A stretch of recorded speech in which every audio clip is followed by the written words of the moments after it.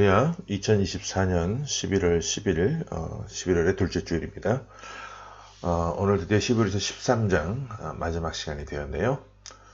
히브리서 13장 1절부터 25절 말씀을 본문으로 삼아서 영문 밖으로 나아가라, 영문 밖으로 나아가라, 이런 제목으로 하나님의 말씀을 선포하기 원합니다.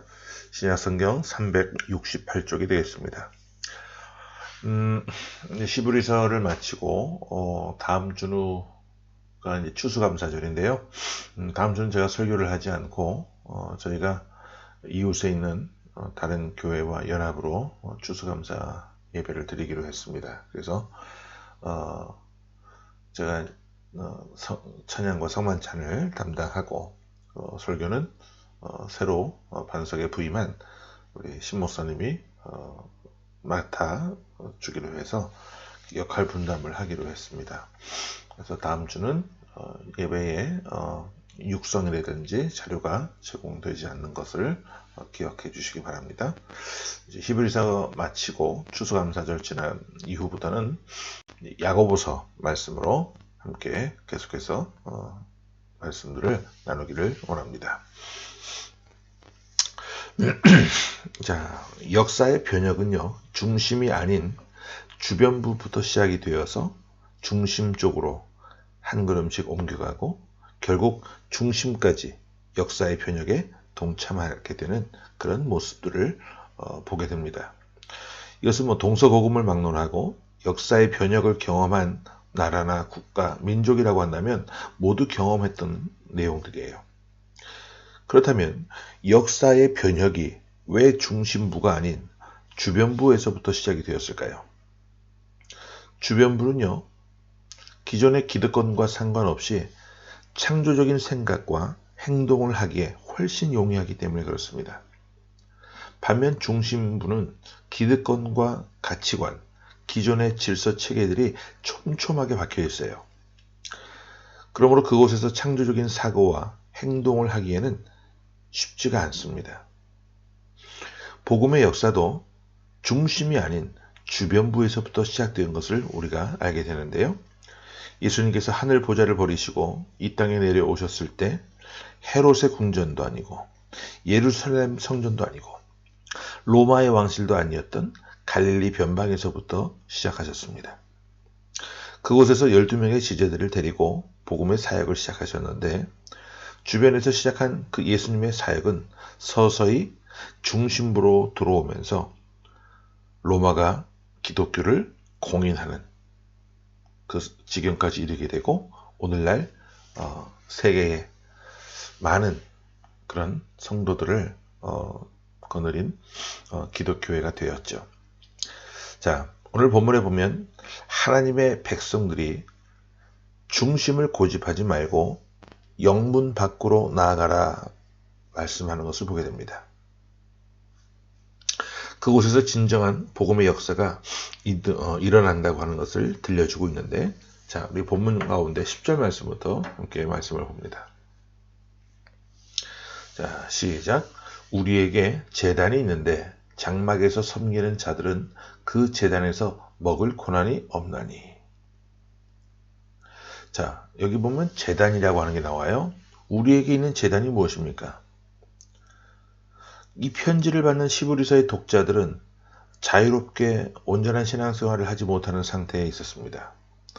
기독교가 정식으로 공인되기 전이었던 시기였기 때문에 예수 믿는다는 것이 발각이 되면 끌려가서 모진 고난을 당하고 공동체 전체가 파괴되는 그런 비극적인 결말을 맞게 되는 그런 시기였다 그 말이에요.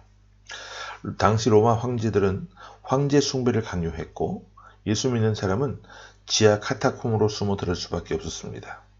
그런데 그들에게 어떻게 제단이 가능했겠습니까? 과거 솔로몬 성전이나 헤롯 성전에는 번제단이라고 하는 것이 따로 있었죠. 사람들이 짐승을 가지고 와서 짐승의 피를 흘리고 제사장은 그 피를 뿌리고 제사를 드리는 그런 번제단이 있었습니다. 하지만 지금 이 히브리서에 나오는 이 성도들, 그들에게는 제단이 없었어요. 있을 수도 없었죠. 그런데 여기서 말하는 제단은요, 무엇을 의미하느냐? 십자가를 의미합니다. 그러면 십자가가 어떻게 제단이 될 수 있을까요? 여러분, 제단에서 필요한 요소가 무엇입니까? 두 가지입니다. 하나는 제물이고 또 하나는 속죄의 기능이죠. 제물과 속죄입니다. 십자가가 바로 이 두 가지 모두를 다 가지고 있죠. 그래서 예수님이야말로 온전한 제물이 되셨습니다. 짐승을 잡아 속죄하면 단 한 번의 속죄의 효용만 있었을 뿐이지만 1년이 지나면 또 다시 짐승을 잡아서 제사를 드려야 하는 그런 모습들이 있었고요. 하지만 예수님의 한 번의 죽으심으로 완전한 속죄의 제물이 되어 주셨습니다.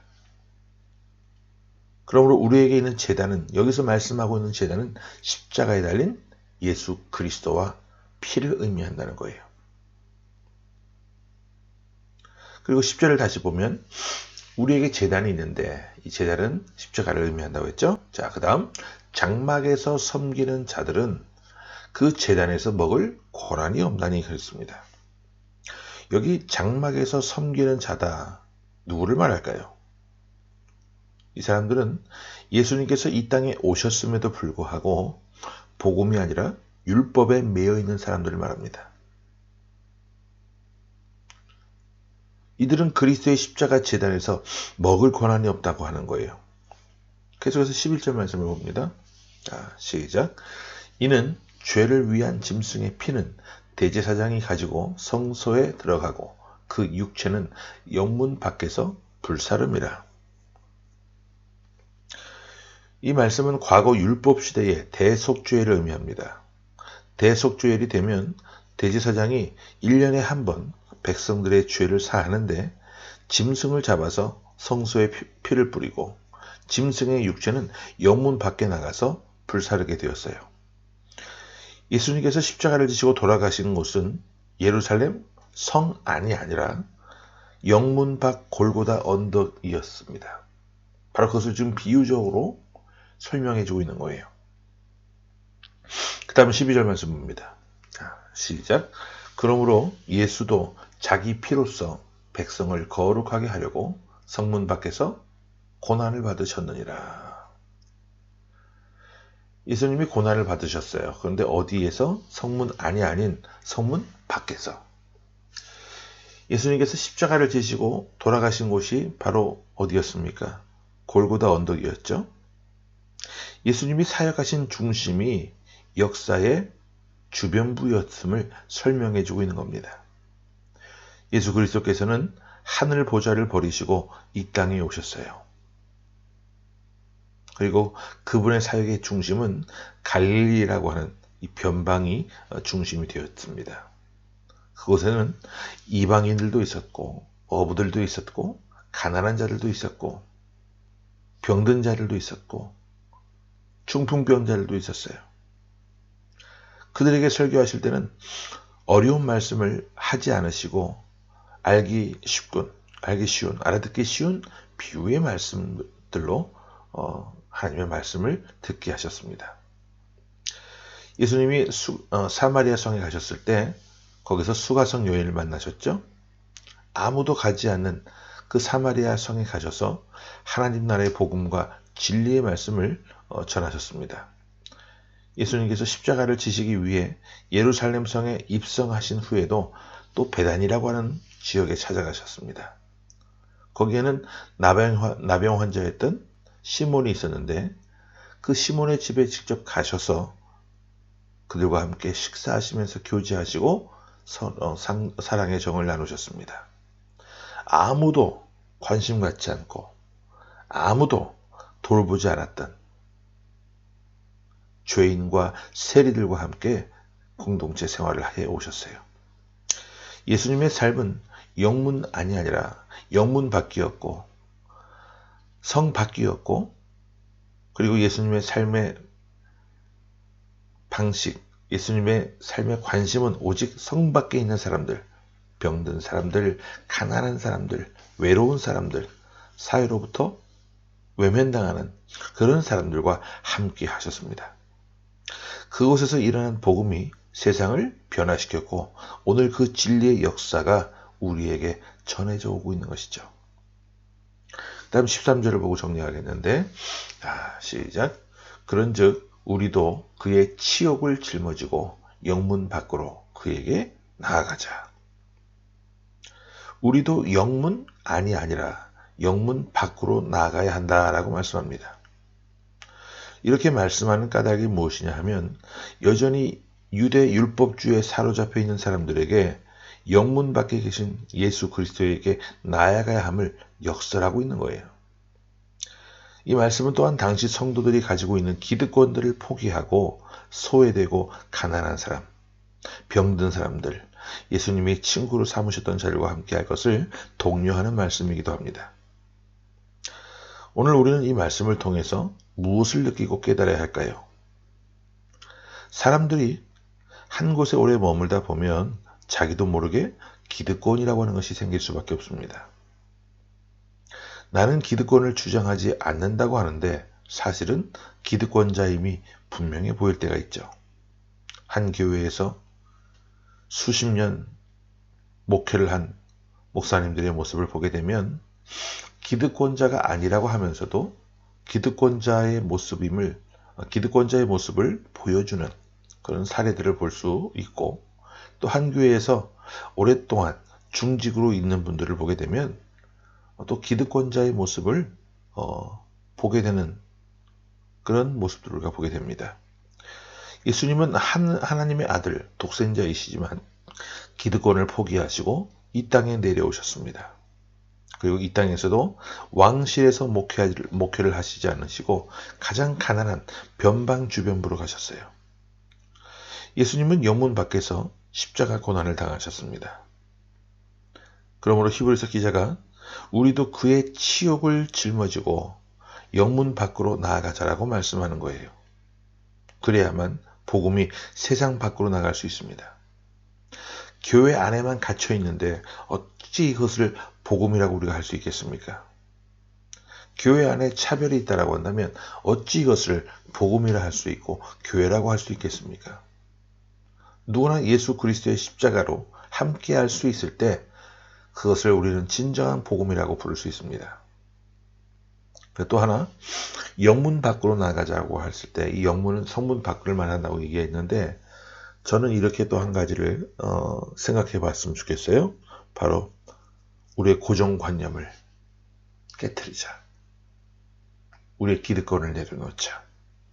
우리의 패러다임, 이것들을 다 변화시키는 그런 노력들을 하자. 그래야만 하나님이 역사하실 수 있는 모습이 될 수 있어요. 하나님이 일하실 수 있는 공간을 마련해 드리자는 거죠. 내 아집과 내 고집으로 내 경험에 의한 그런 사고방식들로 꽉꽉 채워져 있는 그런 삶을 우리가 살고 있다고 한다면 하나님이 역사하실 그 공간을 내어드리지 않는 거예요. 영문 밖으로 나가자고 하는 이 말씀을 꼭 기억할 수 있기를 바랍니다. 그래서 이 말씀을 붙잡고 영문 밖으로 나가서 주님과 동행할 수 있는 그런 복된 자리에 서는 삶의 모습들이 다 되어지시기를 바랍니다. 이번 주간에 한일회에서 부회장으로 오랫동안 일하는 분을 잠시 만났는데 예전과 같지 않은 그런 한인들의 숫자, 점점 줄어들고 있는 그런 한인들의 이 모습 속에 또 기득권자들이 있고, 또 그 기득권을 내려놓지 않거나 또 그 기득권을 쟁취하기 위해서 서로 아웅다툼하면서 또 때로는 싸우기도 하고 모함을 하기도 하고 하나 되지 못하는 그런 모습들을 종종 보게 돼요. 그렇게 해서는요, 하나 될 수가 없어요. 하나 되지가 못해요. 그런 모든 것들을 다 내려놓을 때 비로소 하나님이 역사하실 수 있는, 또 우리가 다시 하나가 되어지는 그런 한인 사회의 모습이 될 수 있다는 것을 꼭 기억했으면 좋겠습니다. 그래서 오늘 이 15절 13장의 말씀을 기억하시면서 예수 그리스도께서 성문 안이 아니라 영문 밖으로 나가신 것처럼 늘 우리도 내려놓고 기득권을 주장하지 않는 그런 신실한 삶이 되기를 바라고, 정말로 변방에서부터 주변으로부터 중심부를 향해 나아갈 수 있는, 그리고 그 중심에는 예수 그리스도를 모시고 살아갈 수 있는 저와 여러분의 모습들이 다 되어질 수 있기를 간절히 주의 이름으로 축원합니다. 아멘. 함께 말씀을 기억하면서 기도합니다. 살아계신 주님, 은혜를 감사합니다. 우리 주님의 삶의 족적들을 우리가 바라보면서 우리도 그 족적을 따라갈 수 있는 삶이 되기를 원합니다. 예수님께서 영문 밖으로 나가신 것처럼 저희들도 기득권을 주장하지 않게 하시고, 참된 복음은 변혁시키는 힘이 있음을 기억하게 하시고, 부패하고 변진된 것들을 우리가 버리고 변화시켜 나갈 수 있도록 노력하는 삶이 되게 하여 주옵소서. 날마다 주변에서 중심부를 향해 나아가는 저희들이 되게 하시고, 그 중심에 그리스도를 모실 수 있는 신실한 주의 자녀들이 다 되어질 수 있도록 하나님 함께하여 주옵소서. 살아계신 예수 그리스도의 이름으로 감사하며 간절히 기도하옵나이다. 아멘.